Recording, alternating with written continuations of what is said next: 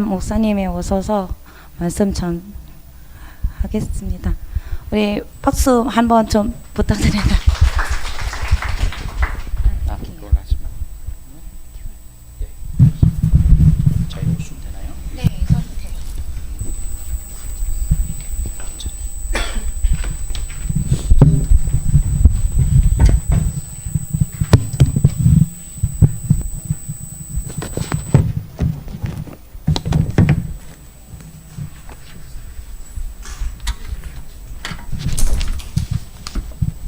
말씀이 끝나요? 아직 안 읽었죠? 그러면 말씀 먼저 읽어줄래요? Chúng ta cùng đọc Kinh Thánh với nhau. Ở trong hôm nay Kinh Thánh của chúng ta ở trong Ti-mô-thê nhì đoạn 4 câu 9 đến 18. Chúng ta cùng đọc nhé. 2, 3. Hãy cố gắng đến sớm vì Đê-ma do ham mê đời này đã lìa bỏ ta và đi qua Tê-sa-lô-ni-ca, Cơ-rét-sen sang Ga-la-ti, còn Tít thì đi Đa-ma-ti rồi. Chỉ còn một mình Luca ở với ta. Hãy đem Mark đi theo với con, vì Mark rất hữu ích cho chức vụ của ta. Ta đã sai Tychicus đi Epheso. Khi con đến, nhớ đem chiếc áo choàng để tại nhà các bút, thành châu ách và sách vở nữa, nhất là những cuộn sách bằng giấy da. Alexander thợ đúc đồng đã làm hại ta nhiều lắm. Chúa sẽ báo trả hắn tùy theo việc hắn đã làm. Cả con cũng phải cảnh giác người đó, vì hắn quyết liệt chống đối lời rao giảng của chúng ta.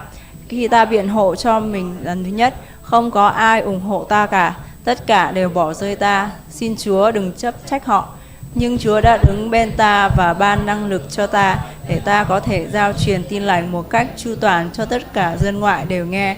Và ta đã được giải cứu khỏi hàm sư tử. Chúa sẽ kể ta khỏi mọi điều ác và đem ta vào vương quốc thiên đàng của Ngài. Cầu xin vinh quang thuộc về Ngài đời đời vô cùng. Amen. Amen. 네, 반갑습니다. 한국말 좀 할 줄 알죠? 하나도 모르시는 분 있나요?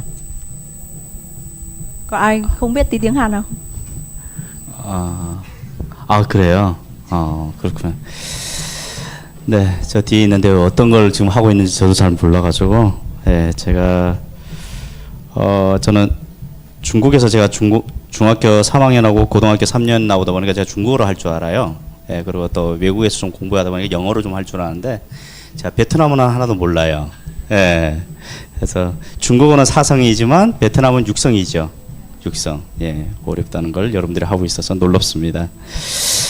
우리 함께 말씀 보겠습니다. 오늘 짧은 말씀인데 제가 몇 시까지 전하면 되니까요? 설교가 몇 시까지 끝나면 되나요? 정확히 알려주시면 제가 끝낼게요. 1시 11시 50분. 지금 12시 50분. 12시 50분. 너무 많이 주셨네요. 오케이, 알겠습니다. 자, 우리가 오늘 보고 있는 디모데후서는 쓴 사람이 바울입니다. Hôm nay người viết sách Ti-mô-thê nhì này là ông Phaolô. 예, 바울이 디모데후서를 썼는데 쓸 당시에는 바울은 감옥에 있었어요. Và trong cái thời điểm mà ông ấy viết sách Ti-mô-thê nhì này thì là ông ấy đang ở trong tù. 바울은 로마에서 두 번의 감옥에 갇히는데요. Và Phaolô thì khi mà ở tại Roma, La Mã thì ông ấy bị bắt ở trong tù 2 lần. 그 첫 번째는 지금 말하면 가택연금. 그러니까 가택연금이라는 말이 뭐냐면 밖에만 못 나고 집 안에만 있는 거예요. 그러니까 집에만 있고, 그러니까 감옥이라는 생각, 우리가 생각하는 감옥이 아니라 집 안에만 있고 밖에는 못 나가는 거예요. 그래서 집 앞에 군인들이 와서 지키고 있는 감옥, 가택연금이에요. Cái lần đầu tiên mà ông ấy bị bắt giam cầm ấy là, nhưng mà với một cái hình thức đấy là ông ấy chỉ bị giam ở trong nhà thôi, và có lính đứng canh gác ở bên ngoài, chứ không như là cái nhà tù mà mình tưởng tượng mình biết. 그리고 두 번째 감옥은 우리가 알고 있는 그 감옥입니다. 그 감옥에 지금 갇혀 있는 거예요. Và lần thứ hai mà ông bị giam trong tù đấy là lần này là ông giam trong tù thật, cái tù mà mình biết á. 그리고 지금 디모데후서를 쓸 때는 그 두 번째 감옥에 갇혀 있을 때 쓴 거예요. Và vì vậy nên là trong khi mà viết cái sách Ti-mô-thê nhì này thì là ông ấy đang bị giam ở trong tù. 그래서 디모데후서 1장 16절에 보면 이렇게 말씀하고 있습니다. 바울이 자신이 사슬에 매인 것은 이라고 되어 있습니다. Và vì vậy nên là trong Ti-mô-thê nhì đoạn 1 câu 16 thì có viết rằng là Phaolô đã bị giam cầm, đã bị xiềng xích. 그리고 2장 9절에도 보면 복음으로 말미암아 내가 죄인과 같이 매이는 데까지 고난을 받았으나 하나님의 말씀 매이지 아니하니라라고 말씀하고 있어요. Và ở trong Ti-mô-thê nhì đoạn 2 câu 9 thì có viết rằng là Phaolô đã vì phúc âm mà bị bạc đãi đến nỗi mang xiềng xích như một tên tội phạm, nhưng đạo của Đức Chúa Trời không bao giờ bị xiềng xích. 한마디로 바울은 지금 감옥에 갇혀 있는데 감옥에 갇혀 있지만 하나님의 말씀은 갇혀 있지 않았다라고 말씀하고 있습니다. Và ở trong câu này thì cho chúng ta biết rằng là mặc dù là Phaolô đang bị xiềng xích, cái thân thể của ông bị xiềng xích, nhưng mà lời của Đức Chúa Trời, tin lành của Đức Chúa Trời thì không bị giam cầm, bị xiềng xích. 그러면서 지금 하는 얘기가 뭐냐면 두 번째로 갇힌 것은 첫 번째하고는 다르게 감옥에서 쇠사슬에 묶여서 자유롭지 않은 그런 상황에 갇혀 있는데도 하나님 말씀은 여전히 하나님 말씀은 전파되고 있다라는 거예요. Và cho chúng ta thấy là trong cái sách Ti-mô-thê nhì này cho chúng ta biết được rằng là Phaolô mặc dù bị xiềng xích như vậy nhưng mà ông ấy không quên đi việc là giao truyền ra lời của Đức Chúa Trời. 그러면서 뭐라고 얘기하냐면 오늘 본문 9절에 보면 그 바울이 디모데에게 빨리 나에게 오라라고 말하는 것을 볼 수가 있어요. Và trong phân đoạn kinh thánh ngày hôm nay thì chúng ta cũng biết được rằng là Phaolô đã nói với Ti-mô-thê rằng là hãy mau đến ở trong câu 9. 그리고 4장 우리가 읽진 않았지만 4장 21절에도 똑같은 얘기 한 번 더 합니다. 너는 겨울 전에 어서 오라라고 우리에게 말해주고 있습니다. Và trong cái cũng cùng trong đoạn 4 này thì nhưng mà không được nhắc đến trong phân đoạn hôm nay thì Phaolô một lần nữa cũng nhắc Ti-mô-thê rằng là hãy đến trước khi mùa đông.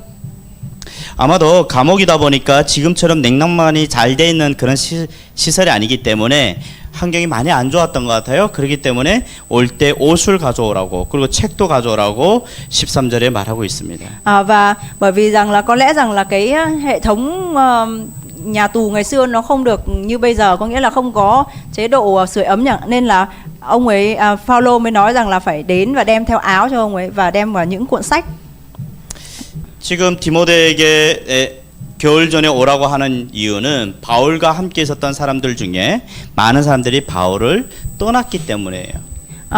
Tại sao mà Phaolô lại nói rằng là Ti-mô-thê phải đến trước mùa đông? Tại vì rằng là nhiều người ở cùng với Phaolô bây giờ họ đã rời bỏ Phaolô rồi. 10절 오늘 본문 10절에 보면 대마라는 사람 나오는데 대마라는 사람은 세상을 사랑하여서 바울을 떠났다라고 말하고 있습니다. Và trong câu 10 có nhắc đến một người đấy là tên là Dema, và người này vì ham mê đời này đã lìa bỏ Phaolô. 그런데 이 대마는 지금 여기 디모데후서에서만 나온 사람이 아니라 어디에서 나오냐면 골로새서를 보면 또 한 번 나오고 있어요. Và nhưng mà Dema này không phải là một người là bây giờ mới nhắc đến, nhưng mà trong Cô-lô-se đoạn 4 câu 14 thì cũng đã có nhắc đến ông Dema này rồi. 그런데 골로새서는 바울이 첫 번째 감옥에 갇혔을 때 쓴 편지거든요. Nhưng mà trong Cô-lô-se thì là sách mà Phaolô bị giam cầm lần đầu tiên thì ông ấy viết sách Cô-lô-se. 그래서 골로새서 4장 14절을 보면 이렇게 얘기합니다. 사랑을 받는 의사 누가와 또 데마가 너에게 문안하느니라라고 쓰고 있어요. Và trong Cô-lô-se đoạn 4 câu 14 thì có viết rằng là hãy gửi lời chào của Luca là bác sĩ và Dema đến với anh em. 우리가 여기서 볼 수 있는 것은 그러면 자 골로새서는 바울이 첫 번째 감옥에 갇혀 있을 때 쓴 편지고 디모데후서는 두 번째 감옥에 갇혀 있을 때 쓴 편지인데 그럼 첫 번째 감옥에 갇혀 있을 때 쓸 때는 데마는 바울을 떠나지 않았다라는 거예요. Và ở đây chúng ta qua hai cái sách này mình biết được rằng là khi mà viết sách Cô-lô-se, khi mà bị cầm tù lần đầu tiên thì có Dema, và lần thứ hai thì là lần thứ hai khi ông ở trong tù và viết sách Ti-mô-thê nhì thì Dema đã rời bỏ ông rồi. Nghĩa là trong sách cái lần đầu tiên bị cầm tù thì Dema vẫn còn ở với Phaolô. 그런데 지금 디모데후서를 쓰고 있는 이 당시에는 두 번째 감옥에 갇혀 있을 때는 데마는 세상을 향해서 나아갔습니다. 바울을 떠났습니다. Và nhưng mà ở trong Ti-mô-thê nhì thì chúng ta biết được rằng là Dema đã vì ham mê thế gian, ham mê đời này đã mà lìa bỏ Phaolô rồi. 그리고 그뿐만 아니라 보면 그레스 게라라는 사람과 디도는 이유는 모르지만 다른 지역으로 가게 되었고 지금 바울과 함께 남아 있는 사람은 누가 한 명밖에 없다라고 되어 있습니다. Và cũng không chỉ mỗi Dema nhưng mà có cả Crescen và Tít nữa thì cũng rời không rõ lý do nhưng mà cũng đã rời bỏ Phaolô, và bây giờ chỉ còn lại Luca ở với Phaolô thôi. 이 누가는 누가복음과 사도행전을 기록한 저자입니다. Và Luca này là người mà viết sách Luca và sách Công vụ. 그럼 지금 누가가 지금 바울과 함께 있다는 것은 바울과 함께 감옥에 갇혀 있다는 말은 아닙니다. Nhưng mà không có nghĩa rằng là câu này không Luca ở cùng với Phaolô không có nghĩa rằng là ông ấy cũng bị nhốt giống như Phaolô. 바울은 감옥에 갇혀 있고 누가는 그 근처에 있으면서 바울을 면회하기도 하고 또 누가는 의사니까 바울의 건강은 아마도 돌보기도 했을 것입니다. Và có lẽ rằng là bởi vì là Luca là bác sĩ nên là ông ấy ở gần với Phaolô còn để có thể là theo dõi cái sức khỏe của Phaolô và cũng có thể là đến thăm Phaolô khi mà Phaolô ở trong tù. 자, 이렇게 바울 주변에는 이렇게 누가와 같이 바울을 돕는 사람도 있었지만 반대로 바울에게 해를 끼치는 사람들도 있었습니다. Và bên cạnh những người giống như Luca là người giúp đỡ Phaolô thì cũng có người làm hại Phaolô. 자, 오늘 14절의 말씀에 보면 알렉산드라라는 사람이 바울에게 해를 많이 입혔다라고 말하고 있습니다. Và trong câu 14 của phân đoạn Kinh Thánh thì có nói rằng là Alexander là người đã làm hại Phaolô rất nhiều. 자, 바울은 디모데한테 이 알렉산드라는 사람을 주의하라고 하면서 우리가 말하는 것, 전하는 것 심히 대적하는 자라라고 15절에 말씀하고 있습니다. Và trong câu 15 thì có nói rằng Phaolô cảnh báo về Alexander là người mà chống đối quyết liệt với lời giảng của chúng ta. 자, 오늘 말씀을 보면 바울은 지금 여러 명의 사람들을 우리에게 말해주고 있는데 바울 사역 가운데 이렇게 바울을 돕는 사람도 있었지만 Và trong phân đoạn Kinh Thánh này thì chúng ta nhìn thấy được rằng bây giờ Phaolô đang đã nói về rất là nhiều người và có những người thì giúp đỡ ông ấy. 돕는 사람도 있었지만 또 한때는 돕다가 골로새서를 쓸 때까지는 돕다가 지금 디모데후서 때는 세상이 좋아서 세상으로 나아간 바울을 떠난 사람들도 있었다라는 거예요. Và cũng có những người mà đang giúp đỡ Phaolô, đang cùng với Phaolô làm chức vụ thì vì yêu thế gian, vì đam mê thế gian nên là đã rời bỏ Phaolô. 또 떠난 것만 있는 사람이 아니라 또 바울의 옆에 있으면 해를 끼치는 사람도 있었다는 거예요. Và không chỉ là những người mà rời bỏ Phaolô nhưng mà còn có những người mà muốn chống đối, muốn hại Phaolô nữa. 여러분 사도 바울이지만 사도 바울 주변에는 무조건 바울을 따른 사람들만 있는 것이 아닙니다. Và mặc dù Phaolô là một sứ đồ nhưng mà không phải là tất cả những người xung quanh ông đều là những người mà giúp đỡ ông. 바울을 배신하기도 하고 바울에게 해를 끼치기도 했습니다. Và cũng có những người phản bội lại Phaolô và cũng có những người thì làm gây hại đến Phaolô. 자, 오늘 본문 16절에 보면 그가 당한 또 하나의 어려움이 있는데요. 우리 16절 말씀 같이 읽을까요? Chúng ta cùng nhau đọc câu 16. 2, 3. 같이 읽겠습니다. Khi ta biện hộ cho mình lần thứ nhất, không có ai ủng hộ ta cả. Tất cả đều bỏ rơi ta. Xin Chúa đừng chấp trách họ. 자, 여기서 보면 내가 처음 변명할 때라는 말이 있어요. Ở đây thì câu 16 thì có nói rằng là khi ta biện hộ cho mình lần thứ nhất. 근데 모르겠습니다. 베트남 언어로는 모르겠는데 우리 한국말로 하면 변명은 뭔가 부정적인 뉘앙스를 띄우는 단어입니다. Và ở trong Kinh Thánh tiếng Hàn này thì cái từ này nó viết là 변명 thì mình nghe cái từ 변명 này mình hay dịch là biện minh đúng không? Nghe nó hơi bị tiêu cực đúng không? 그래서 뭔가 잘못했을 때 뭔가 그 잘못한 것을 내 책임 아니라 하기 위해서 변명할 때 야 변명하지 마. 우리는 좀 한국말로 해서는 그게 좀 안 좋은 뉘앙스로 쓰이고 있는데요. Trong Kinh Thánh tiếng Hàn thì viết cái từ này nó mang nghĩa là biện minh ấy, thì cái từ biện minh thì bình thường mình hay nghĩ đến việc là mình làm sai một cái gì đấy và mình đang cố gắng biện minh cho cái việc mình làm đúng không? Nó hơi tiêu cực một chút. 그런데 여기에서 지금 말하고 있는 디모데후서에서 말하고 있는 이 변명은 오늘 16절이 말하고 있는 이 변명은 그런 변명이 아니라 뭐라고 바꾸면 좋으냐면 변호라고 바꾸면 좋아요. Và nhưng mà trong ở câu 16 thì có nói về cái biện minh đấy không phải là cái biện minh cho cái lỗi sai, nhưng mà ở câu 16 sử dụng cái từ biện hộ. 그러니까 내가 처음 변호할 때라는 거죠. Và khi nói là khi ta biện hộ cho mình lần thứ nhất đúng không? 바울이 여기서 변호한다는 것은 아마도 로마에서 바울이 두 번째 감옥에 갇혀 있을 때 로마 당국 신문을 맞아서 바울이 자신을 지금 스스로를 변호하고 있는 거예요. Có thể là cái sự biện hộ này là do là khi mà Phaolô phải chịu cái sự thẩm vấn của chính quyền La Mã thì ông ấy tự biện hộ cho mình. 지금 바울이 두 번째 감옥에 갇힐 당시 로마 황제는 누구냐면 네로 황제였습니다. Và trong cái lúc trong cái thời điểm mà Phaolô tự biện hộ cho mình đấy, lúc đấy thì đế quốc La Mã là dưới quyền của hoàng đế Leo. 이 네로 황제 당시에는 기독교 박해가 매우 심했습니다. Và đây là cái vị hoàng đế mà bắt bớ đạo của Chúa rất là nhiều. 바울이 로마에서 첫 번째 감옥에 갇혔을 때보다 지금 더 두 번째 감옥이 훨씬 더 심했습니다.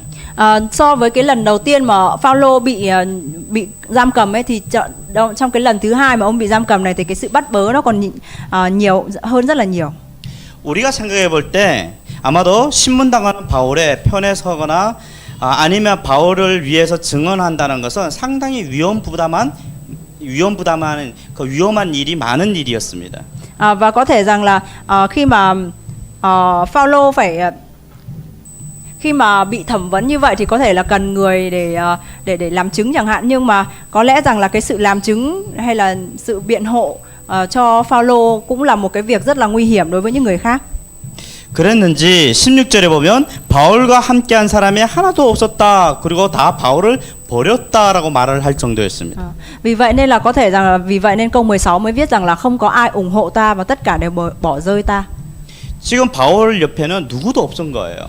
Và có nghĩa rằng là bây giờ ở bên cạnh Phaolô thì không có một ai cả. 지금 바울은 어떻게 보면 자기를 박해하는 자들로부터 박해받는 것보다 자기를 떠난 사람들로 바울을 버리고 끝내는 바울 주변에 한 명도 없는 이런 상황이 받아들이기 더 어려웠는지도 모르겠습니다. Có thể rằng là đối với Phaolô thì cái việc mà so với những cái việc mà bị bắt bớ vì đạo của Chúa còn dễ dàng hơn, làm cho ông còn cảm thấy dễ chịu hơn là cái việc mà có những người mà không có ai ủng hộ ông hay là tất cả để mọi người đều rời bỏ ông. 그런데 바울은 그 자신을 버린 그들에게 허물을 돌리지 않습니다. Nhưng mà Phaolô thì không hề trách gì những cái người mà đã bỏ ông đi. 아마도 바울다운 성숙함을 우리에게 보여주고 있는 것이죠. Và Phaolô thì cho chúng ta nhìn thấy một cái hình ảnh rất là trưởng thành của ông. 예수님도 자신을 십자가에 못 박은 그 자들을 그 죄인들을 용서해 주셨습니다. Giống như là Chúa Giêsu cũng đã tha thứ cho những người mà đóng đinh Ngài trên thập tự. 도리어 그 십자가를 못 박은 그 사람들을 위해서 예수님께서는 기도해 주셨습니다. Và hơn thế nữa, Chúa Giêsu còn cầu nguyện cho những người đã bắt bớ Ngài. 그리고 또 이렇게 자신을 공격하는 자들을 위해서 기도한 또 한 사람이 있습니다. 그 사람은 누구냐? 스데반입니다. Và có một người nữa cũng đã phải chịu những cái sự bắt bớ và cũng giống như Chúa Giêsu, ông ấy cầu nguyện cho những người bắt bớ ông ấy. Đấy là chính là đấy là chấp sự Ê-tiên. 사도행전 7장을 보면 스데반은 복음을 전하다가 돌에 맞게 되죠.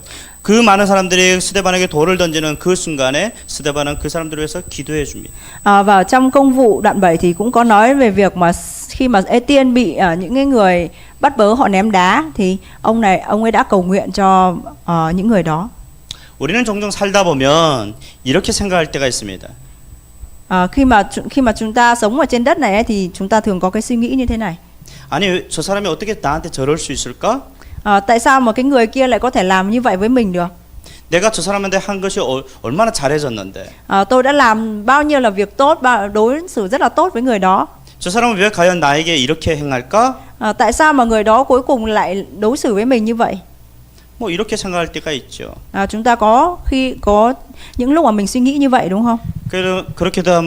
그러다 보니까 감정이 심해지고 그 사람을 미워하고 비난하고 싶은 마음이 듭니다. Và khi mà chúng ta quá là đặt nhiều cái cảm xúc của mình cho những cái hành động của người đó như vậy thì dần dần chúng ta sẽ trở nên ghét người đấy.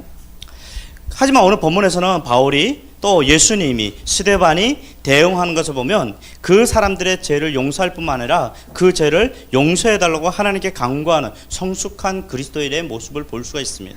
Nhưng mà trong phân đoạn Kinh Thánh ngày hôm nay thì chúng ta nhìn thấy Phaolô hay là Chúa Giêsu hay là Ê-tiên, cái cách đối xử của họ đối với những cái người mà bắt bớ mình, đấy là xin Đức Chúa Trời tha tội cho họ. không những là tha thứ cho những người đó nhưng mà còn cầu xin Đức Chúa Trời tha thứ cho họ nữa. Và chúng ta nhìn thấy đây là một cái hình ảnh trưởng thành một cái hình ảnh của một cơ đốc nhân trưởng thành. 여러분 우리도 마찬가지로 우리도 이런 성숙한 삶을 살아야 됩니다. 나에게 어떤 또 해를 끼치고 나에게 뭔가 잘못했다 할지라도 그 사람들을 용서할 수 있어야 되고 사랑할 수 있어야 됩니다. Và chúng ta cũng giống như vậy, chúng ta mặc dù nó không có dễ dàng nhưng mà chúng ta cũng trở nên giống như Chúa Giêsu, giống như Phaolô, phải biết tha thứ cho người khác và biết cầu nguyện cho những người đó. 여러분 오늘 13절에 그 16절의 말씀 보면 바울의 상황은 마치 예수님의 상황과 비슷한 상황이 있습니다. Vào trong câu 16 thì chúng ta nhìn thấy được là cái tình huống hay là cái tình trạng của Phaolô bây giờ thì giống như cái hoàn cảnh của Chúa Giêsu. 여러분 우리 예수님은 그 3년 동안 동고동락한 12명의 그 제자들과 살다가 그 중에 한 명이 예수님을 팔게 되죠. 팔게 되면서 Và Chúa Giêsu cũng như vậy đúng không? Khi mà trong 3 năm trời Chúa Giêsu đã cùng ăn, cùng ngủ, cùng làm việc trò chuyện với lại 12 sứ đồ, và trong đó thì có một người đã phản Chúa đúng không? 그리고 예수님은 로마 군인들에게 잡히는 그 순간에 12명의 그 제자들은 다 떠나게 됩니다. Và khi mà Chúa bị bắt thì 12 môn đồ đó cũng đều đã rời bỏ Chúa. 그 3년 동안 동고동락한 그 12명은 한 명도 없이 다 떠납니다. Và trong 3 năm trời cùng ăn, cùng ngủ, cùng vui buồn như vậy, nhưng mà cuối cùng thì cả 12 người đều rời bỏ Chúa. 우리가 잘 알듯이 예수님의 수제자라고 불리우던 베드로도 나는 저 사람을 절대로 알지 못한다라고 말하면서 떠났습니다. Và chúng ta cũng biết rằng là Phi-e-rơ đúng không, là một người môn đồ rất là thân cận của Chúa, nhưng mà cuối cùng thì ông ấy cũng nói sao là tôi không biết người đó, và ông ấy chạy trốn đúng không? 여러분 바울도 지금 극심한 로마의 그 박해 가운데 잡혀서 신문받고 바울 자신을 열심히 변화하고 있는 그 시간에 바울 곁에 남아 있는 사람은 한 사람도 없었습니다. Và Phaolô lúc này thì Phaolô khi mà chịu sự bắt bớ rất là gay gắt của đế quốc La Mã như vậy, và ông bị bắt, bị thẩm vấn, thì Phaolô cũng phải một mình để biện hộ cho bản thân, và không có một ai ở bên cạnh Phaolô hết. 그런데요, 여러분 이렇게 사람은 다 떠났지만 정말 바울은 지금 힘든 시간을 보내고 있지만, 그런데 사람은 떠났지만 바울 곁에 서서 바울을 도와주는 분이 계셨습니다. Nhưng mà mặc dù là khi mà Phaolô không còn một ai ở bên cạnh Phaolô như vậy, thì vẫn còn có một người luôn luôn ở cạnh Phaolô. 17절 상반절에 보면 이렇게 말씀합니다. Trong câu 17 phần A có nói 주께서 내 곁에 서서 나에게 힘을 주심은 nhưng Chúa đã đứng bên ta và ban năng lực cho ta. 지금 바울 곁에는 아무도 없고 험악한 나 떠나간 그 상황 가운데 주님이 바울 곁에 서서 바울에게 힘을 주셨다라고 말하고 있는 것입니다. Và Phaolô đang nói rằng là mặc dù ông đang bị ông không còn một ai ở bên cạnh, và ông nhưng mà cuối cùng thì chỉ có Chúa là đứng ở bên cạnh và ban năng lực cho ông thôi. 지금 바울 곁에 서서 힘을 주시는 분은 누구십니까? 바로 그분은 보혜사 성령님이십니다. Và ở đây thì ai là đã đứng bên cạnh Phaolô và ban sức mạnh cho ông? Đấy chính là Đức Thánh Linh. 여러분 그 성령님의 또 다른 이름 뭐냐면 보혜사라는 이름입니다. Và Đức Thánh Linh thì chúng ta còn có một tên gọi khác cho Đức Thánh Linh, đấy là đấng an ủi. 예수님께서 십자가에 달려 죽으시고 부활하셔서 승천하시는 그 시점을 앞두고 제자들을 모아놓고 이렇게 말씀하셨습니다. Và Chúa Giêsu trước khi mà ngài chịu chết trên thập tự giá thì Chúa đã và trước khi Chúa chịu chết trên thập tự giá, sau khi Chúa chịu chết và phục sinh rồi chuẩn bị thăng thiên, thì Chúa đã tập hợp lại các môn đồ và nói như thế này. 요한복음 14장 16절입니다. Và trong Giăng đoạn 14 câu 16. 우리 함께 읽겠습니다. Chúng ta cùng đọc. Ta sẽ cầu xin Cha, Ngài sẽ ban cho các con một đấng an ủi khác để ở với các con đời đời. 예수님이 또 다른 보혜사를 너에게 주시겠다라고 말씀하고 있는 것입니다. Và ở đây thì Chúa Giêsu nói rằng là Ngài sẽ ban một đấng an ủi khác cho chúng ta. 여러분 보혜사라는 말은 한자로 보면 베트남도 한자 써요? 네. 아 그래요? 오케이. 한자를 본다면 보호할 보자이거든요. Và ở trong cái từ tiếng Hàn thì nó là 보호하다. tiếng Hàn thì cái ý là dịch ra tiếng Việt mình là đấng an ủi ấy, nhưng mà trong tiếng Hàn này là Bồ Hê Sa thì cái là Bồ ấy là nghĩa là bảo hộ. 그리고 은혜 해자. Và cái từ từ cái từ hê là trong từ ân hê là ân điển ân huệ. 그리고 스승 사자. Và cái từ sa là có nghĩa là thầy á, người thầy. 여러분 이것을 풀어가면 뭐라고 얘기냐면 은혜로 보호하시는 선생님이라는 스승이라는 거예요. Và khi mà mình mình phân tích cái từ này ra có nghĩa rằng là người thầy mà bảo hộ hay là bảo vệ bằng ân điển. 여러분 이 보혜사라는 이 단어 헬라어 단어를 본다면 헬라어 단어는 뭐냐면 파라클레토스입니다. Và trong tiếng Hy Lạp thì cái từ đấng an ủi hay là Bồ Hê Sa này nghĩa là Parakletos. 네, 파라클레토스. 예. 여러분 이 파라클레토스라는 이 단어는 사실은 법적 용어입니다. Và cái từ Parakletos này là thực tế là cái từ nguyên nghĩa của nó là được sử dụng ở trong tòa án, trong sự phân xử xét xử.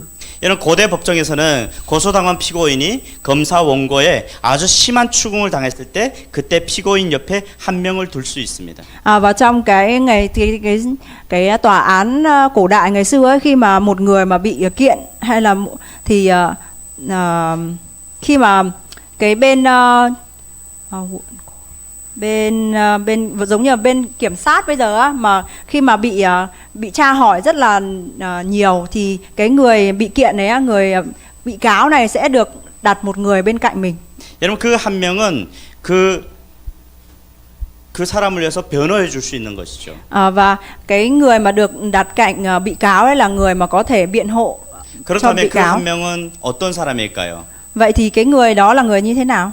여러분들에게 가장 위험할 때 한 명을 옆에 있게 한다면 여러분은 어떤 사람을 세우겠습니까? Khi mà giả sử chúng ta mà bị vào trong một cái tình huống nguy hiểm mà mình có được một người để có thể giúp đỡ mình thì chúng ta sẽ chọn một người như thế nào?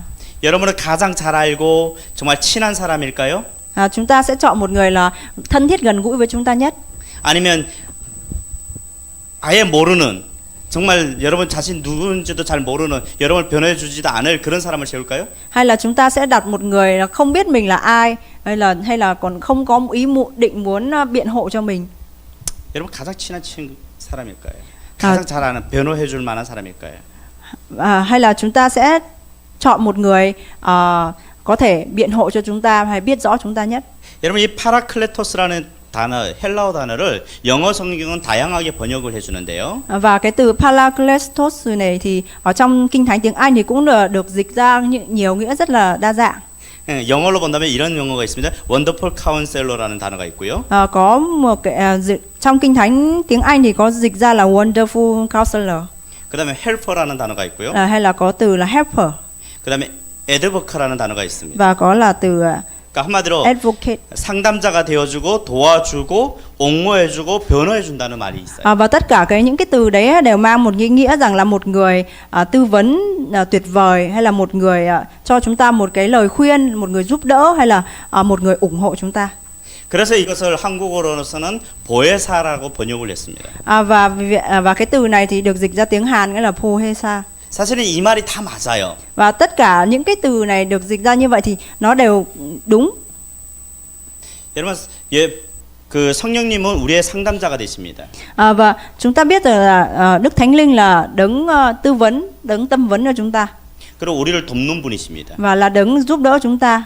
우리를 변호해 주시는 분이십니다. Là đấng mà biện hộ cho chúng ta. 여러분 그것이 성령님이시다라는 것입니다. Và đó chính là Đức Thánh Linh. 오늘 본문 17절에 바울은 지금 이렇게 고백하죠. 17절 뭐라고 얘기하냐면 이렇게 합니다. 주께서 내 곁에 서서 나에게 힘을 주심은 나로 말미암아 선포된 말씀은 온전히 전파되어 모든 이방인이 듣게 하려 하심이니 내가 사자 입에서 건짐을 받았느니라. Và trong câu 17 hôm nay chúng ta nhìn lại một lần nữa, đấy là Phaolô có viết rằng nhưng Chúa đã đứng bên ta và ban năng lực cho ta để ta có thể giao truyền tin lành một cách chu toàn cho tất cả dân ngoại đều nghe, và ta đã được giải cứu khỏi hàm sư tử.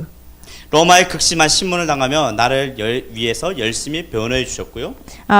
Ngài là đấng mà đã biện hộ cho Phaolô khi mà Phaolô phải chịu cái sự thẩm vấn rất là gay gắt của Roma. 모든 사람들 다 떠났지만 성령 하나님은 그 곁에 서서 힘을 주셨습니다. Mặc dù tất cả mọi người đều rời bỏ Phaolô nhưng mà Đức Thánh Linh vẫn ở bên cạnh Phaolô. 여러분 이 보혜사 성령님은 바울에게만 주신 것이 아니라 오늘 우리에게도 주셨습니다. Và Đức Thánh Linh đấng an ủi này không chỉ là được ban cho mỗi Phaolô, nhưng mà Đức Thánh Linh được ban cho mỗi chúng ta. 여러분들 이 한국 생활이 힘들 거예요. 그렇지만 여러분들 그 힘든 가운데서도 보혜사 성령님이 여러분들 곁에 계신다라는 것입니다. Chúng ta cần biết rằng là mặc dù cuộc sống của chúng ta ở Hàn Quốc cũng rất là vất vả khó khăn, nhưng mà khi mà khó khăn như vậy thì mình hãy luôn luôn nhớ đến rằng là chúng ta luôn luôn có một Đức Thánh Linh ở bên cạnh chúng ta. 여러분들의 인생 가운데 어느 깜깜한 터널을 통과하는 그 순간에도 하나님은 함께 하십니다. Và mặc khi có thể rằng là trong cuộc sống của chúng ta có một khoảnh khắc nào đấy mình phải đi qua một cái đường hầm rất là tối tăm, nhưng mà chúng ta khi mà đi qua đấy thì chúng ta cũng hãy nhớ rằng là có Đức Chúa Trời, Đức Thánh Linh luôn ở cùng chúng ta. 그 어두운 터널 가운데 캄캄하고 앞이 하나도 안 보이는 그 순간에 사람들은 다 떠났지만 누구도 나를 도와줄 사람이 없지만 그 순간에 누가 계시냐? 파라클레토스 성령 하나님이 계신다라는 것입니다. Và mặc dù là khi mà chúng ta bước qua cái đường hầm tối tăm như vậy, không có một ai ở bên cạnh, có thể là nhiều người, tất cả mọi người xung quanh đã rời bỏ chúng ta rồi, nhưng luôn luôn có một đấng ở bên cạnh chúng ta, đấy là Đức Thánh Linh, đấng an ủi. 다윗도 이렇게 고백합니다. 시편 18편 1절 말씀입니다. Và David cũng đã bày tỏ ở trong Thi Thiên đoạn 18 câu 1 rằng, 우리 한번 같이 읽을까요? chúng ta cùng đọc: Lạy Đức Giê-hô-va, Ngài là năng lực của con yêu mến Ngài. 여러분, 나의 힘이 되신 여호와여, 내가 주를 사랑하다. 정말 다윗이 힘들고 어려운 그 순간에 여호와 하나님이 힘이 되어 주셨다라는 것입니다.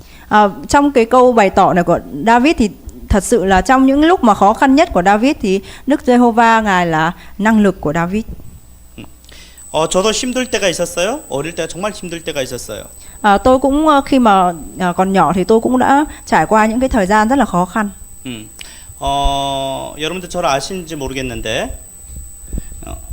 그 번역이 돼요? 네. 여기 없는 것도 네네. 가능해요? 제가 잠시만 얘기할게요. 저는 고향이 북한에서 태어났어요. Tôi thì là quê hương của tôi là ở Triều Tiên. 저는 중학교까지는 북한에서 공부를 했고요. Tôi đã học cấp 2 đến cấp 2 ở Triều Tiên. 저 15살에 중국으로 가게 됩니다. Và đến 15 tuổi thì tôi đi qua Trung Quốc.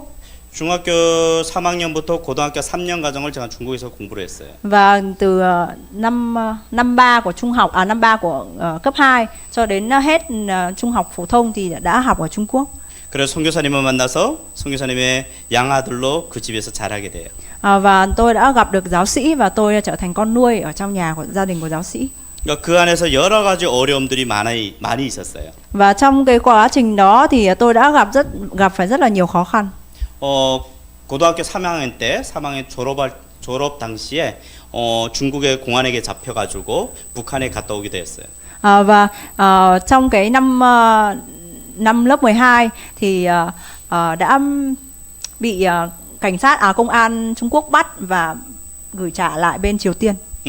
그럴 때 저한테 정말 어렵고 힘들 때 저에게 주신 여러 가지 말씀들인데 그 중에 하나가 오늘 이사야서 40장 30절에서 31절 말씀입니다. Và trong cái khoảnh khắc rất là khó khăn như vậy thì có một cái câu kinh thánh tôi nhớ đến, đấy là ở trong Ê-sai đoạn 40 câu 30-31.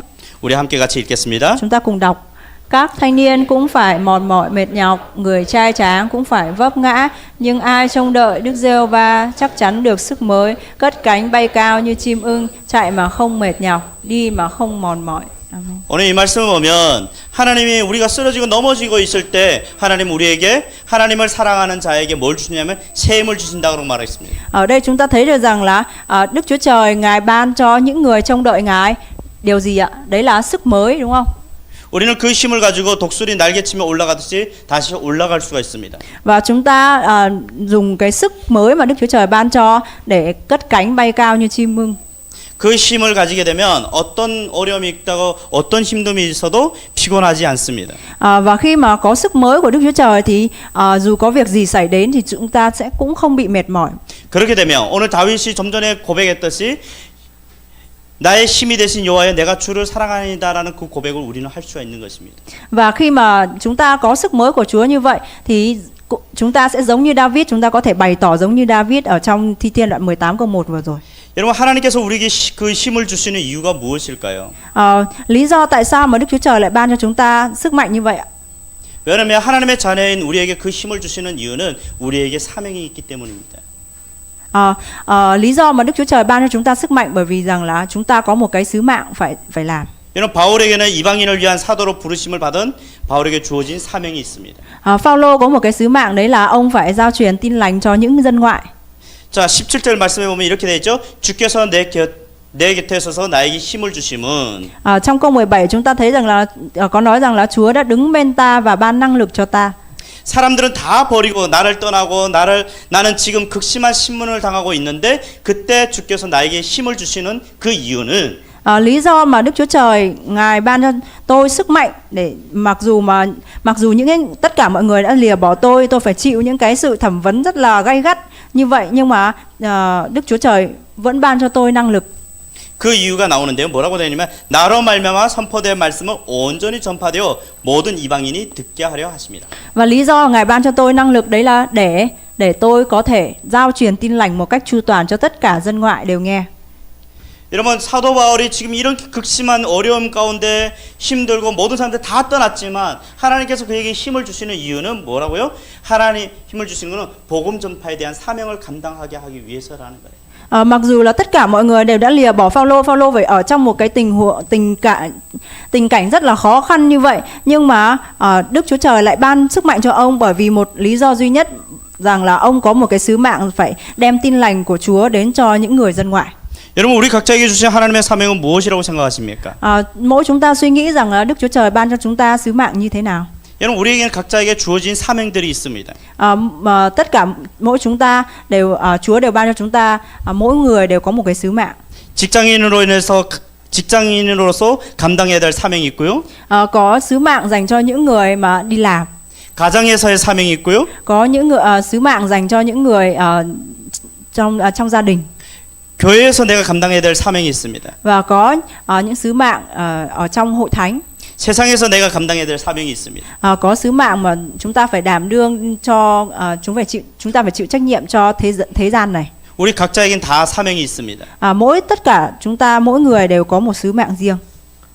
때로는 그 사명을 감당하다 보면 숨이 턱이 막힐 정도로 차오를 정도에 힘이 들고 너무나 지쳐서 쓰러질 그 상황이 올 때도 있습니다.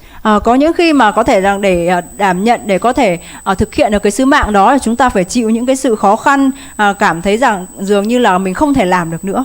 그때는 주변을 살펴보면 아무도 없습니다. Và khi mà mình nhìn xung quanh thì không có một ai ở bên cạnh mình. 그렇지만 우리 하나님께서는 우리 곁에 계셔서 우리에게 힘을 주신다라는 것입니다.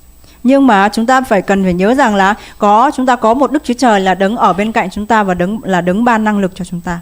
여러분 17절에서 바울이 말하는 사명은 무슨 사명입니까? 그것은 복음 전파입니다. Ở trong câu 17 cái sứ mạng mà Phaolô nói đến đấy là sứ mạng truyền bá phúc âm. 여러분 이 사명을 바울에게 주신 사명이기도 하지만 우리 모두에게 적용되는 그러한 사명입니다. Và mặc dù đây có thể là sứ mạng mà chỉ dành sứ mạng này không chỉ dành cho riêng mình Phaolô nhưng mà dành cho tất cả chúng ta nữa. 그래서 디모데후서 4장 2절은 우리에게 이렇게 말씀해 주고 있습니다. Ở trong Timôthê nhì đoạn 4 câu 2. 우리 같이 읽을까요? Có nói đoạn 4 câu 2. 디모데후서 4장 2절 있나요? 없어요? 오케이. 4장 제가 읽어드릴게요. 너는 말씀을 전파하라. 때로 어떤지 못 얻었지 항상 힘쓰라. Trong Timôthê nhì đoạn 4 câu 2 thì có nói rằng là hãy truyền bá phúc âm, dù có được gì hay không được gì thì cũng hãy dùng hết sức của mình để truyền bá phúc âm. 여러분 우리에게 때로 어떤지 못 얻었든지 우리는 항상 복음을 전해야 될 사명이 있다라는 것입니다. Và ở đây có nghĩa rằng là đối với tất cả chúng ta thì dù có thể là chúng ta gặt hái được một điều gì hay là không gặt hái được gì thì đây cũng thì cái sứ mạng của chúng ta cũng vẫn là truyền bá phúc âm. 바울은 그 사명을 위해서 달려갔습니다. Và Phaolô đã rất là nỗ lực chạy đua cho cái sứ mạng đó. 바울은 그렇게 열심히 달려가니까 바울을 하나님이 도우신데 어떻게 도우시냐? 오늘 17절 하반절에 이렇게 말씀해 주고 있어요. 바울은 말하는데 내가 사자 입에서 건짐을 받았느니라. Và vì Phaolô đã rất là nỗ lực cho sứ mạng của Đức Chúa Trời như vậy nên là ở trong câu 17 phần cuối thì có nói rằng là ông đã được cứu khỏi hàm sư tử. 여러분 다윗도 시편 22편 21절에 이렇게 얘기합니다. 나를 사자 입에서 구하소서. Và ở trong Thi Thiên đoạn 22 thì David cũng đã nói rằng là xin hãy cứu con khỏi hàm sư tử. 여러분 이 말씀을 보면 그 당시에 바울이 당한 그 고난, 어려움을 우리는 이해할 수 있습니다. Và khi mà nói đến những cái từ như là hàm sư tử hay mồm sư tử này thì nhắc nhở cho chúng ta biết được rằng là đấy là những cái khó khăn mà họ gặp phải. 여러분 이렇게 어려운 가운데 사자의 입에서 건짐을 받을 정도로 이 어려움 가운데서도 하나님이 건져주신 이유는 무엇일까요? Vậy lý do gì mà Đức Chúa Trời lại cứu Phaolô hay là cứu David khỏi những cái cứu Phaolô khỏi hàm sư tử?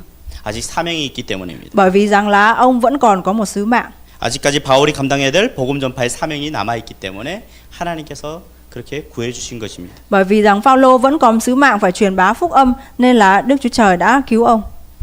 우리 18절 말씀 한번 보겠습니다. 오늘 본문 18절 다 같이 읽겠습니다. Chúng ta cùng xem câu 18, 2, 3. Chúa sẽ giải cứu ta khỏi mọi điều ác và đem ta vào vương quốc thiên đàng của Ngài. Cầu xin vinh quang thuộc về Ngài đời đời vô cùng. Amen. 바울을 해하려는 모든 악한 일에서 바울을 뭐 했다고요? 지키신다라는 것입니다. Và ở đây Phaolô nói rằng là Chúa Ngài đã giải cứu ông khỏi mọi điều ác. 여러분 바울에게 맡겨진 그 사명을 감당하기까지 다 감당하기까지는 바울은 죽지 않을 것입니다. Và cho đến khi mà Phaolô có thể hoàn thành được cái sứ mạng về giao truyền phúc âm của ông thì ông sẽ không chết. 사람들은 바울을 감옥에 갇히고 어떠한 압박 주고 어떠한 위험을 가한다 할지라도 바울은 거기서 하나님의 건지심을 받을 것입니다. Mặc dù có thể Phaolô phải chịu những cái sự bắt bớ rất là gay gắt của những người xung quanh, nhưng mà cho đến khi mà ông hoàn thành sứ mạng của mình thì chắc chắn rằng Đức Chúa Trời sẽ cứu ông. 우리를 도우신 분은 하나님이십니다. Đấng vừa giúp chúng ta, đấng giúp đỡ chúng ta là Đức Chúa Trời. 하나님은 어떤 순간에도 우리를 도와주신다. Đức Chúa Trời là đấng sẽ giúp đỡ chúng ta trong mọi thời gian, trong mọi thời điểm. 왜 그러냐면 우리는 아직까지 감당해야 될 사명이 있기 때문입니다. Bởi vì rằng là chúng ta vẫn còn có sứ mạng phải làm. 바울은 그것을 확신했습니다. Và Phaolô đã khẳng định một điều chắc chắn như vậy. 바울은 사명을 다 마치면 하나님은 나를 천국으로 인도하실 거라는 확신이 있었습니다. Và Phaolô đã khẳng định rằng là khi mà ông hoàn thành mọi sứ mạng mà Đức Chúa Trời ban cho thì chắc chắn Ngài sẽ đem ông vào vương quốc thiên đàng. 여러분 어떤 순간에도 어떤 어려움이 있다 할지라도 여러분 이 확신을 가지고 하나님을 의지해야 됩니다. Chúng ta cũng như vậy, mặc dù khi chúng ta gặp phải rất là nhiều khó khăn hay là dù có tình huống như thế nào, hoàn cảnh như thế nào xảy đến với mình thì chúng ta hãy nhớ đến lời của Phaolô và chúng ta trông cậy nơi Đức Chúa Trời. 말씀을 좀 정리할게요. Tôi sẽ kết luận phần 바울은 지금 하나님께서 그를 불러가실 날이 얼마 남지 않았음을 알고 있었습니다. Phaolô thì bây giờ biết rằng là cái ngày mà Đức Chúa Trời gọi ông về với Chúa không còn bao lâu nữa. 디모데후서 4장 6절에 보면 바울은 나의 떠날 시간이 가까웠다라고 말씀하고 있습니다. Và Phaolô đã nói ở trong Ti-mô-thê nhì đoạn 4 câu 6 rằng là giờ qua đời của ta gần rồi. 좀 전에도 우리가 말했듯이 그 어려운 상황에서 모든 사람들은 바울 주변을 떠났습니다. Vừa rồi thì chúng ta đã biết rằng là Phaolô tất cả những người xung quanh Phaolô đều đã rời bỏ ông. 사람들은 다 떠나고 주변에는 도와줄 사람이 아무도 없고 도와줄 환경도 안 되었습니다. Và tất cả mọi người đã rời bỏ ông, không còn ai giúp đỡ ông và cũng không có cái môi trường để có thể giúp đỡ ông. 사람은 떠났지만 mặc dù 그래도 바울을 도와주는 분이 계셨습니다. Mặc dù tất cả mọi người đã rời bỏ ông nhưng mà có một đấng luôn luôn giúp đỡ ông. 그분은 성령 하나님이십니다. Đó chính là Đức Chúa Trời, Đức Thánh Linh, đấng an ủi. 마지막까지 하나님께서 우리를 지키시고 보호하시고 힘을 주시는 이유가 있습니다. Lý do mà Đức Chúa Trời gìn giữ chúng ta, bảo vệ chúng ta cho đến cuối cùng, đấy là 여러분 그것은 우리의 사명이 있기 때문입니다. bởi vì rằng chúng ta có một sứ mạng phải làm. 그 하나님이 오늘 여러분들에게도 힘을 공급해 주실 것입니다. Và Đức Chúa Trời ban cho chúng ta sức mạnh. 우리는 그 힘으로 살아가야 됩니다. Và chúng ta phải sống bằng sức mạnh của Đức Chúa Trời. 우리는 그 힘을 가지고 다시 한번 하나님을 붙들고 나아가야 됩니다. Chúng ta phải dùng sức mạnh đó để bám chặt lấy Đức Chúa Trời và bước ra thế gian này. 사람의 도움은 어떠한 한시적인 한계가 있습니다. Sự giúp đỡ của con người thì có giới hạn về thời gian. 사람은 신뢰할 수가 없습니다. Và chúng ta không thể nào mà tin tưởng con người 100% được. 근데 하나님의 도움은 무궁하십니다. Nhưng mà sự giúp đỡ của Đức Chúa Trời thì là vô hạn. 하나님은 어떤 순간에도 하나님은 일을 하시는 분이십니다. Và Đức Chúa Trời là đấng mà làm việc trong mọi thời điểm. 여러분 우리는 그 하나님을 믿고 나아가야 됩니다. Chúng ta phải tin cậy vào Đức Chúa Trời như vậy và bước ra. 왜요? 우리에게는 사명이 있기 때문입니다. Bởi vì rằng chúng ta có một sứ mạng. 우리는 예수님을 증거해야 될 사명이 있습니다. Chúng ta có một sứ mạng rằng phải làm chứng về Chúa Giêsu. 여러분 주님이 부르시는 그 날까지 우리는 그 사명을 감당하다가 기쁨으로 나아가야 됩니다. Chúng ta cho đến ngày Chúa Giêsu trở lại thì chúng ta cần phải thực hiện cái sứ mạng đó bằng sự vui mừng. 우리 함께 같이 기도하겠습니다. Chúng ta sẽ cùng nhau cùng nguyện. 하나님 감사합니다. Cảm tạ ơn Đức Chúa Trời. 하나님 오늘 이 베트남 공동체 이 예배 가운데 함께 하심을 감사합니다. Cảm tạ ơn Chúa vì cho con có thể ở cùng với hội thánh người Việt hôm nay. 디모데후서의 말씀을 가지고 우리가 잠시 하나님의 말씀을 나눴습니다. Chúng con đã được học về lời của Ngài thông qua Timôthê nhì. 사도 바울은 그 어려운 순간까지 복음을 전하다 그 감옥에 갇힌 어려운 환경을 만나게 됩니다. Chúng con học về Phaolô là người đã phải chịu những khó khăn nhưng mà ông vẫn rao giảng về lời của Chúa. 어떠한 도움도 요청할 수 없고 사람들은 다 떠났습니다. Phaolô đã không thể nhờ sự giúp đỡ của ai cả và tất cả mọi người đều đã rời bỏ ông. 깜깜하고 어두운 그 터널을 걸어가는 바울의 상황입니다. Và đó là con đường tối tăm mà Phaolô phải bước qua. 그렇지만 그런 상황에서 사람은 다 떠났지만 그래도 그 순간에도 도와주시는 분이 계심을 우리는 보게 됩니다. Và chúng con thấy được rằng mặc dù Phaolô phải ở một mình, tất cả mọi người đều rời bỏ ông nhưng mà ông luôn luôn có một đấng giúp đỡ. 우리 성령 하나님께서 우리를 도와주셔서 Đức Thánh Linh là đấng đã giúp đỡ. 바울을 그 복음의 마지막까지 감당할 수 있는 힘을 더하심을 우리는 오늘 말씀을 통해서 보게 됩니다. Và chúng con thấy được rằng Phaolô đã nhờ sự giúp đỡ của Đức Thánh Linh, nhờ sự giúp đỡ của Đức Thánh Linh và Đức Chúa Trời ban cho ông sức mạnh để ông có thể thực hiện được sứ mạng của ông cho đến cuối cùng. 오늘 예배를 드리는 우리에게도 Xin Chúa Ngài cho chúng con ngày hôm nay 하나님 그 힘을 더하여 주시옵소서. cũng ban cho chúng con sức mạnh như vậy. 하나님 이 어려운 한국 생활 가운데도 Khi mà ở trong cuộc sống khó khăn ở tại Hàn Quốc này, 문화가 다르고 언어가 다르지만 mặc dù chúng con có những khác biệt về văn hóa, ngôn ngữ, 주변에 둘러보면 나를 도와줄 사람은 아무도 보이지 않고 có khi chúng con nhìn thấy được rằng xung quanh chúng con không có ai có thể giúp đỡ chúng con. 어떠한 문도 열릴 것 같지 않는 이 어두컴컴하고 막혀있는 이 담 같은 이 한국 생활 가운데서도 Dù trong cuộc sống ở Hàn Quốc rất là khó khăn, có khi chúng con không thể nhìn thấy lối đi tiếp theo.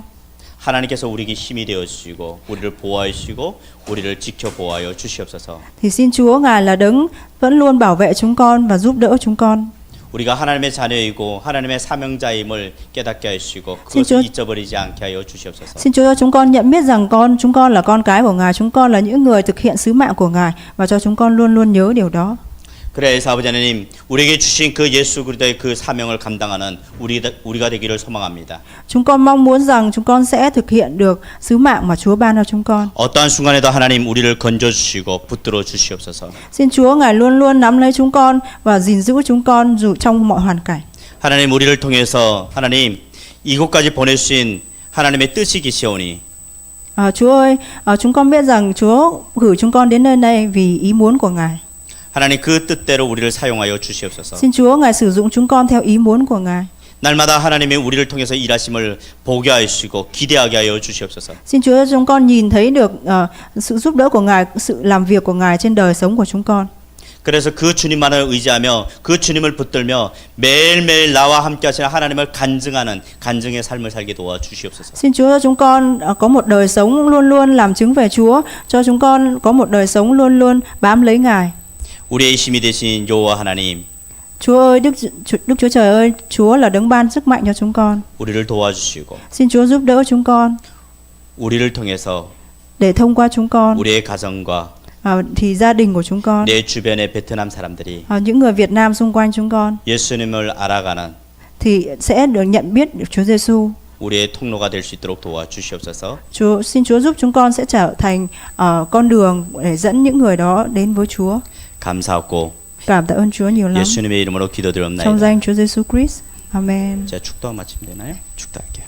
지금은 우리 주 예수 그리스도의 은혜와 하나님의 사랑하심과 성령님의 교통하심과 위로하심과 충만하심이 오늘 이 베트남 예배를 통해서 다시 한번 사명받은 자는 죽지 않고 주님이 우리를 도와주시고 끝까지 지켜주신다는 그 확신을 가지고 그 삶 가운데 살아가겠다 결단하여 나가는 하나님의 사람들과 이들의 가정과 또 이들의 하고 있는 학업과 직장 가운데 또 멀리 떨어져 있는 그 베트남의 식구들 가운데 이제로부터 영원토록 항상 함께 있을지어다. 아멘.